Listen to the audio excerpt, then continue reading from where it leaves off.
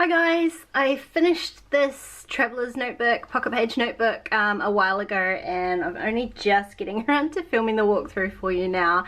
This is a fabric traveler's notebook cover from the Stamp Spot, and the it looks like two inserts. This is one pocket page notebook that I split into two books just to make it easier to work in.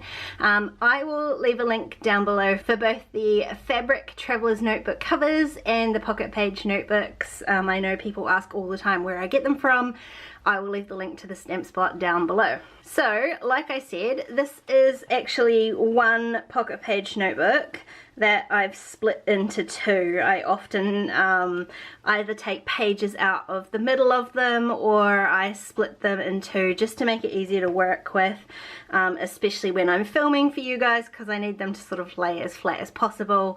And you know, mine always end up a little bit fatter than I intend them to be, which makes it really hard to work on them flat by the time I get to the end of the book. So I think these are in the right order. Yeah, so I work on both of them sort of simultaneously. I ended up splitting it, I think, after I started. So I started the one notebook on the 2nd of December, so I've got the same date in both of these books, but this one I did finish first. And these are quite old because I started this last year, December last year, so probably quite a few of these are gonna have process videos for them. I think this one does here, but I still love this metallic-y, so hard to see on camera, this metallic-y splatter, and how the stamping, the splatter actually came through the stamping.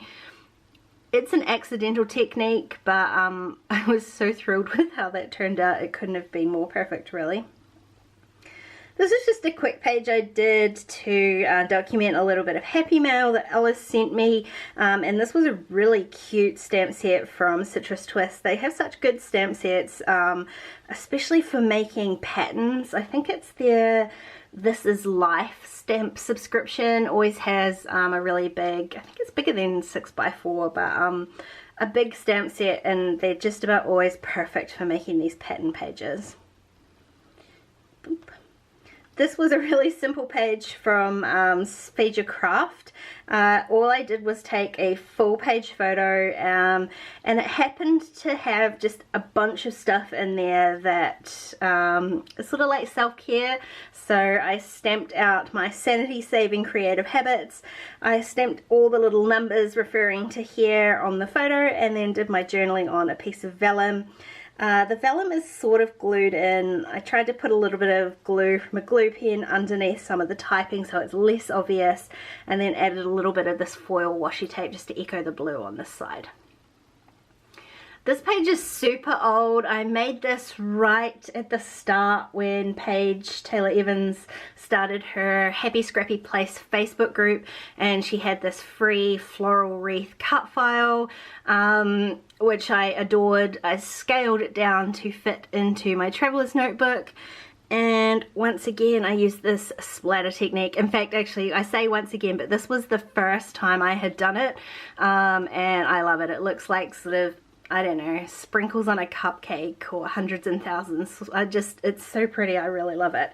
So you can see this is already, we're at the halfway mark of this notebook, because it did get a whole bunch fatter, and I think because of some of these pages too, with these stacks of embellishments, it does make it quite thick. So having the pocket page notebook split into two really does make it a lot easier to work with.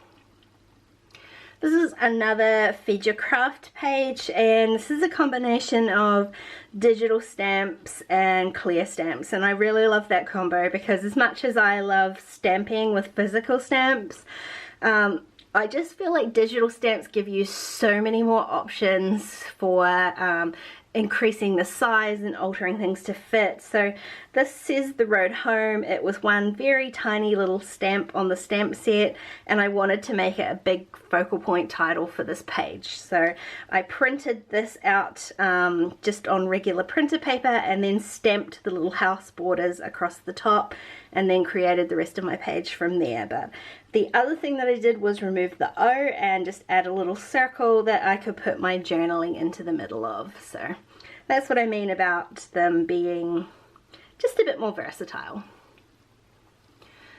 This was a page that I did to practice, really, to practice using acetate pieces. I did a blog post over on the Citrus Twist blog, challenging you all to use acetate on your projects, because I really don't. I avoid acetate like the plague because I never know how to attach it. So this page here was kind of just a practice. The numbers on this side I just stitched straight down with my sewing machine, and there's a tiny little acetate piece on here that I did use my tiny attacher for. The page for the actual challenge, I'm not sure if it's in these notebooks or not, to be honest. I used sort of just tape runner in different places, and it worked okay. It wasn't perfect, but it worked okay. But the thing that people did suggest was using a Xyron machine, which I did go and get, and I will say it works perfectly for acetate. I just got this tiny little one, so if the acetate is small enough to fit through my tiny little Xyron, that's what I use now. Although I do love the stitching on this page as well, because the numbers are sort of, they've got a bit more dimension to them. This is another Feed Your Craft page, and I can't remember the name of the kit. I'm sorry, but it was one of my favorites with these sort of rainbow pastel-y colors. A really simple page. It wasn't documenting anything particularly noteworthy, so there's no journaling or anything on here. Just a boring work day for me, and the only thing that I really did was trim out this journal card to create a frame, which I love it because the rest of the photo is sort of boring, so I had no problem layering bits and pieces on top of it, but the frame just helps to draw your attention to the focal point. No missing the focal point on this page, my little pooped pup. This was a page for Kelly stamps with this sort of slanty alpha. Again, I can't remember the name, sorry. I think it is still available in the Kelly stamp shop, so if you like this one, head over there and grab it. The page is super simple. This tag is a mistake. It's covering up a mistake. I spelt totally wrong. I was just stamping straight onto my photo and spelt that wrong. That was the first thing I did. I didn't want to reprint the photo, so I stuck down this yellow label and re-stamped I guess it's sort of half of my title, and that was where the color scheme for this page came from. So because I'd grabbed a yellow tag, I grabbed some yellow pattern paper, finished stamping my title, and then just went through my little container of loose embellishments and picked out anything that was sort of yellow. None of them are particularly dog related, just little yellow ones, and I really love how this page turned out with that sort of limited color palette. And that's the end of the first half of the notebook. The second notebook, to create the second notebook, I pull the staples out of, I don't pull them out, I sort of lift them and open them up, slip my fingers in and pull out half of the pages and then close those ones back up. And then you do kind of have to carefully thread on a couple of new staples to create the second notebook. It's probably sounds more difficult than it actually is, and this one I just gave a craft cover. I don't have the same craft as the original notebook, so I went for the closest option. This was just a fun little page that I did using a couple of cut files. Actually, it's just one cut file. This heart is one cut file from Paige Evans, but I cut the cut file in half and cut it a second time with the same pattern paper that I used to back this side, and then just covered the entire thing with little heart stickers. And then I've drawn on my splatters, my fake splatters. So I've used a white, a black and a pink pen to draw on these little splatters, and some of them, as you can see, are tiny little hearts as well, because definitely this little face has all my heart. This is another page for Feed Your Craft, and again another case of digital stamps being super versatile. So I know not everyone loves digital stamps. I totally get it because I love clear stamps as well, but the thing I love about digital stamps is to being able to use them with different media. So I put this digital stamp into my Silhouette software and cut it using some really metallic gold foil, and I've just stuck it straight onto the outside of my pocket, so there's actually nothing in this pocket. I'm just using it as a transparent page to add my title to.